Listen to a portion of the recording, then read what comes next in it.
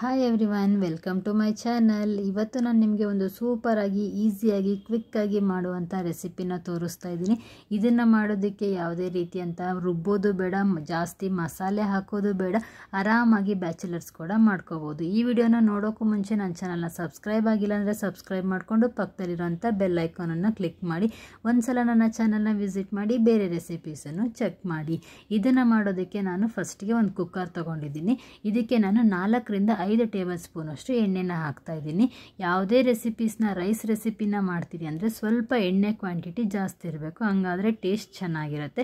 ಹಾಗಾಗಿ ನಾನಿಲ್ಲಿ 4 table spoon ಅಷ್ಟು ಎಣ್ಣೆನ ಹಾಕ್ಕೊಂಡಿದ್ದೀನಿ. ಎಣ್ಣೆ ಸ್ವಲ್ಪ ಕಾದ್ಮೇಲೆ ನಾನಿಲ್ಲಿ ಜಜ್ಜಿಟ್ಟಿರೋಂಥ ಬೆಳ್ಳುಳ್ಳಿನ ಹಾಕ್ತಾ ಇದ್ದೀನಿ. ನೀವು ಬೇಕಿದ್ರೆ ಶುಂಠಿ ಕೂಡ ಇದಕ್ಕೆ ಆ್ಯಡ್ ಮಾಡ್ಕೊಳ್ಳಿ. ಸ್ವಲ್ಪ ಸಾಸಿವೆ, ಸ್ವಲ್ಪ ಜೀರಿಗೆ ಮತ್ತು ಕರಿಬೇವಿನ ಸೊಪ್ಪನ್ನು ನಾನು ಹಾಕ್ಕೊಳ್ತಾ ಇದ್ದೀನಿ. ಶುಂಠಿ ಹಾಕೋದ್ರಿಂದ ಟೇಸ್ಟ್ ಚೆನ್ನಾಗಿ ಬರುತ್ತೆ, ಬೇಕಿದ್ರೆ ಆ್ಯಡ್ ಮಾಡಿ, ಇಲ್ಲ ಇಷ್ಟಪಡಲ್ಲ ಅಂದರೆ ಸ್ಕಿಪ್ ಕೂಡ ಮಾಡ್ಕೊಳ್ಳಿ. ಇದಿಷ್ಟು ಎಣ್ಣೆಯಲ್ಲಿ ಫ್ರೈ ಆದಮೇಲೆ ಇದಕ್ಕೆ ನಾನು ಒಂದು ದಪ್ಪ ಈರುಳ್ಳಿನ ಉದ್ದ ಕಟ್ ಮಾಡಿ ಇಟ್ಕೊಂಡಿದ್ದೆ. ಅದನ್ನು ಈ ಎಣ್ಣೆಯಲ್ಲಿ ಹಾಕ್ಕೊಂಡು ಚೆನ್ನಾಗಿ ಗೋಲ್ಡನ್ ಬ್ರೌನ್ ಕಲರ್ ಬರೋವರೆಗೂ ಫ್ರೈ ಮಾಡ್ಕೊಳ್ತೀನಿ.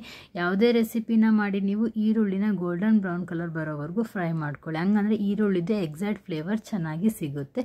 ಇದು ಫ್ರೈ ಆದಮೇಲೆ ಇದಕ್ಕೆ ನಾನು ಬೀನ್ಸು, ಕ್ಯಾರೆಟು, ಆಲೂಗಡ್ಡೆ ಮತ್ತು ಎಲೆಕೋಸನ್ನ ಹಾಕ್ತಾ ಇದ್ದೀನಿ. ನೀವು ಬೇಕಿದ್ರೆ ಬೇರೆ ಯಾವ ತರಕಾರಿನೂ ಆದರೂ ಹಾಕೋಬೋದು. ಅಂದರೆ ನೀವು ಬಟಾಣಿ, ಹೂಕೋಸು, ಕೆಲವರು ನವಲ್ಕೋಸು ಕೂಡ ಆ್ಯಡ್ ಮಾಡ್ತಾರೆ. ನಿಮಗೆ ಯಾವ ಇಷ್ಟವಾಗಿರೋಂಥ ತರಕಾರಿ ಇರುತ್ತೆ ಅದನ್ನು ನೀವು ಆ್ಯಡ್ ಮಾಡಿಕೊಂಡು ಚೆನ್ನಾಗಿ ನೀವು ಫ್ರೈ ಮಾಡ್ಕೊಳ್ಳಿ. ಎಣ್ಣೆಯಲ್ಲಿನೇ ಫ್ರೈ ಆಗಬೇಕು ತರಕಾರಿ, ಹಂಗಂದರೆ ಪಲಾವ್ ಥರ ಟೇಸ್ಟಿಯಾಗಿ ಬರುತ್ತೆ.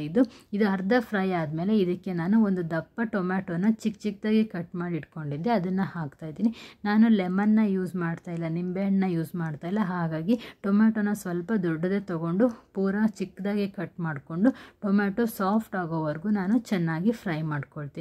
ಟೊಮ್ಯಾಟೊ ಸಾಫ್ಟ್ ಆದಮೇಲೆ ಇದಕ್ಕೆ ನಾನು ಒಂದು 1/4 ಟೇಬಲ್ ಸ್ಪೂನ್ ಅಷ್ಟು ಅರಶಿನ ಪುಡಿ, 1 ಟೇಬಲ್ ಸ್ಪೂನ್ ಅಷ್ಟು ಗರಂ ಮಸಾಲ, 1 ಟೇಬಲ್ ಸ್ಪೂನ್ ಅಷ್ಟು ಪಲಾವ್ ಮಸಾಲ ಮತ್ತು 1 ಟೇಬಲ್ ಸ್ಪೂನ್ ಅಷ್ಟು ಅಚ್ಚ ಖಾರದ ಪುಡಿನ ಹಾಕ್ತಾಯಿದ್ದೀನಿ. ಅಚ್ಚ ಖಾರದ ಪುಡಿ ನಿಮಗೆ ಖಾರಕ್ಕೆ ಟೇಸ್ಟಿಗೆ ಎಷ್ಟು ಬೇಕೋ ಅಷ್ಟು ಹಾಕ್ಕೊಳ್ಳಿ. ನಾವು ಹಸಿಮೆಣ್ಸಿನ್ಕಾಯಿ ಏನೂ ಹಾಕಿರೋದಿಲ್ಲ, ಹಾಗಾಗಿ ಖಾರಕ್ಕೆ ಸ್ವಲ್ಪ ಜಾಸ್ತಿನೇ ಹಾಕಬೇಕಾಗುತ್ತೆ. ನಿಮ್ಮ ಮನೇಲಿ ಯಾವ ರೀತಿ ಖಾರ ತಿಂತೀರೋ ಆ ರೀತಿ ನೋಡಿಕೊಂಡು ಹಾಕ್ಕೊಳ್ಳಿ. ಲೋ ಫ್ಲೇಮಲ್ಲಿ ಇಟ್ಕೊಂಡು ಚೆನ್ನಾಗಿ ಫ್ರೈ ಮಾಡಿ.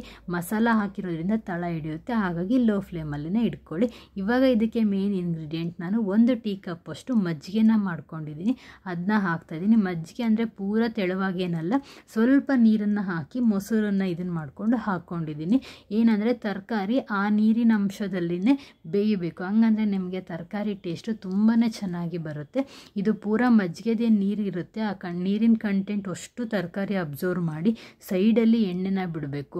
ಅಲ್ಲಿವರೆಗೂ ನೀವು ಚೆನ್ನಾಗಿ ಫ್ರೈ ಮಾಡ್ಕೊಳ್ಳಿ, ಹಂಗಂದರೆ ನೀವು ಈ ಮಜ್ಜಿಗೆ ಹಾಕಿರೋದಕ್ಕೆ ಫ್ಲೇವರ್ ತುಂಬಾ ಚೆನ್ನಾಗಿ ಬರುತ್ತೆ. ಒಂದ್ಸಲ ಇದನ್ನು ನೀವು ಟ್ರೈ ಮಾಡಿ ನೋಡಿ. ಇವಾಗ ನೋಡಿ ಎಲ್ಲ ಎಣ್ಣೆ ಬಿಟ್ಕೊಂಡ್ಮೇಲೆ ನಾನು ನೀರನ್ನು ಹಾಕ್ತಾಯಿದ್ದೀನಿ. ನಾನು 1 ಕಪ್ ಅಷ್ಟು ಅಕ್ಕಿನ ನೆನೆಸಿಟ್ಟಿದ್ದೀನಿ, ಹಾಗಾಗಿ 2 ಕಪ್ ಅಷ್ಟು ನೀರನ್ನು ಹಾಕ್ಕೊಳ್ತಾ ಇದ್ದೀನಿ. ನಿಮಗೆ ಉದುರಾಗಿ ಬೇಕು ಅಂದರೆ ಎಕ್ಸಾಕ್ಟ್ ನೀರು ಹಾಕ್ಕೊಳ್ಳಿ, ಸ್ವಲ್ಪ ಮೆತ್ತಗಿರಬೇಕು ಅಂದರೆ 1/4 ಕಪ್ ಅಷ್ಟು ನೀರನ್ನು ಹೆಚ್ಚಿಗೆ ಹಾಕ್ಕೊಳ್ಳಿ. ಇವಾಗ ನಾನು ರುಚಿಗೆ ತಕ್ಕಷ್ಟು ಉಪ್ಪನ್ನ ಹಾಕ್ತಾಯಿದ್ದೀನಿ.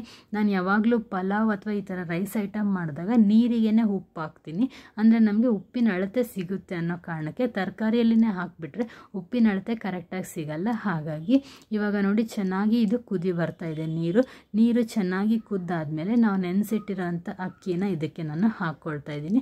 ಹಾಕ್ಕೊಂಡು ಚೆನ್ನಾಗಿ ಮಿಕ್ಸ್ ಮಾಡಿ 2ರಿಂದ 3 ವಿಸಿಲ್ ಹಾಕ್ಸ್ಕೊಳ್ಳಿ. ಅದೇ ಹೇಳಿದ್ನಲ್ಲ, ಉದುರಾಗಿ ಬೇಕಂದರೆ 2 ವಿಸಿಲ್ ಹಾಕ್ಸ್ಕೊಳ್ಳಿ, ಸ್ವಲ್ಪ ಮೆತ್ತಗೆ ಬೇಕು ಅಂದರೆ 3 ವಿಸಿಲ್ನ ಹಾಕ್ಸ್ಕೊಂಡು ಲಿಡ್ನ ಕ್ಲೋಸ್ ಮಾಡಿ 2 ತಪ್ಪಿರ 3 ವಿಸಿಲ್ನ ಹಾಕ್ಸ್ಕೊಂಡ್ಬಿಡಿ. ಸೂಪರ್ ಆಗಿರುವಂಥ ಈಸಿಯಾಗಿರುವಂಥ ರೈಸ್ ರೆಸಿಪಿ ನಿಮಗೆ ರೆಡಿಯಾಗುತ್ತೆ. ಒಂದ್ಸಲ ನಿಮ್ಮನೇಲಿ ಟ್ರೈ ಮಾಡಿ ಟೇಸ್ಟ್ ಯಾವ ಥರ ಬಂತು ಅಂತ ನನಗೆ ಮಿಸ್ ಮಾಡದೆ ಕಮೆಂಟ್ ಮಾಡಿ. ನೀವಿನ್ನೂ ನನ್ನ ಚಾನಲ್ನ ಸಬ್ಸ್ಕ್ರೈಬ್ ಆಗಿಲ್ಲ ಅಂದರೆ ಸಬ್ಸ್ಕ್ರೈಬ್ ಮಾಡ್ಕೊಳ್ಳಿ, ಲೈಕ್ ಮಾಡಿ, ಶೇರ್ ಮಾಡಿ, ಕಮೆಂಟ್ ಮಾಡಿ. ಪ್ಲೀಸ್ ನನ್ನ ಚಾನಲನ್ನು ಸಪೋರ್ಟ್ ಮಾಡಿ. ಇನ್ನು ಒಳ್ಳೆ ರೆಸಿಪೀಸ್ನೇ ನಾನು ನಿಮಗೆ ತೋರಿಸ್ಲಿಕ್ಕೆ ಟ್ರೈ ಮಾಡ್ತೀನಿ. ಈ ಸೂಪರ್ ಈಸಿಯಾಗಿರುವಂಥ ರೈಸ್ ರೆಸಿಪಿನ ಮಾಡಿಕೊಂಡು ಎಂಜಾಯ್ ಮಾಡಿ. Thanks for watching.